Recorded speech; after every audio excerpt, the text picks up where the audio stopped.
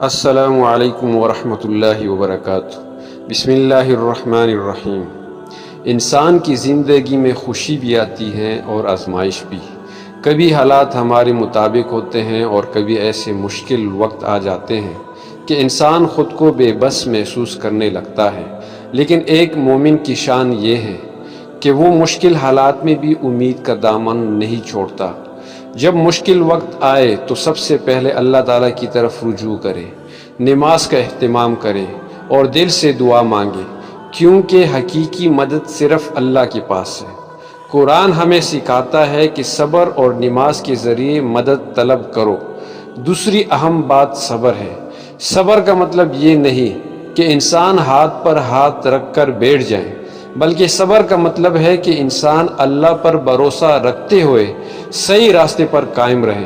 یاد رکھیں، ہر رات کے بعد صبح آتی ہے اور ہر مشکل کے بعد آسانی ضرور آتی ہے۔ مشکل وقت میں مایوسی سے بچنا بھی بہت ضروری ہے۔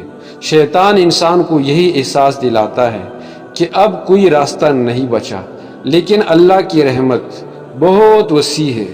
جو دروازے انسان کے لیے بند ہو جاتے ہیں، اللہ تعالیٰ ان سے بہتر دروازے کھول سکتا ہے۔ اس کے ساتھ ساتھ اپنے گناہوں پر بھی نظر ڈالیں، استغفار کو اپنی زندگی کا حصہ بنائیں۔ بہت سے بزرگوں نے فرمایا ہے کہ استغفار رزق، سکون اور مشکلات کے حل کا ذریعہ مشکل وقت میں نیک لوگوں کی صحبت اختیار کریں اور اپنے دل کی بات کسی خیر خواہ شخص سے ضرور کریں۔ تنہائی میں رہ کر پریشانیوں کو بڑھانے کے بجائے اللہ پر توکل کریں اور مثبت سوچ رکھیں۔ یاد رکھیں، آزمائش اللہ کی ناراضی کی نشانی نہیں ہوتی۔ بہت سے انبیاء علیہ السلام نے بھی سخت آزمائشیں برداشت کی، لیکن انہوں نے اللہ کا دامن نہیں چھوڑا۔ یہی آزمائشیں انسان کو مضبوط اور اللہ کے قریب کرتی ہے۔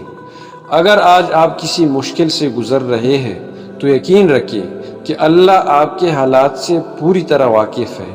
وہ آپ کی آہوں کو سنتا ہے، آپ کی آنسوؤں کو دیکھتا ہے، اور وہی بہترین وقت پر بہترین فیصلہ کرنے والا ہے۔ بے شک اللہ تعالی ہمیں ہر مشکل میں صبر، استقامت اور اپنی رحمت پر کامل بھروسہ عطا فرمائے۔ آمین۔ جزاکم اللہ خیرا کثیرا۔